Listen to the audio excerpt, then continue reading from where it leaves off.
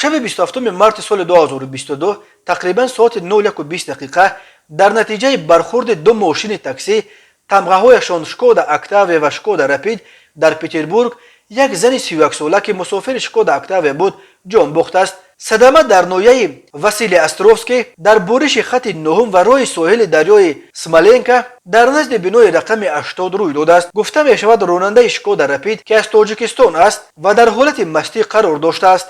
هنگام سرخ بودن چراغک راه من نکرده به حرکتش ادامه داده است و در نتیجه به ماشین دیگر تاکسی برخورده است. پابلیک دروژنی اینسپکتور در شبکه فکنتاکت با نشر 7 عکس از جای حادثه برخی تفصیلات این صدمه مرگاور شبانه را چاپ کرده است. بنا به اطلاع این نشریه راننده شکودا رپید شهروند تاجیکستان سال تولدش 1987 بوده 12 سال سابقه رانندگی داشته است. راننده تاکسی تمغه شکودا اکتاویا سال تولدش 1969 و سابقه رانندگیش 26 سال بوده است. گفته می شود که ضربه چنان سخت بود که یک مسافر شکودا اکتاویا زن 31 ساله به هلاکت رسیده.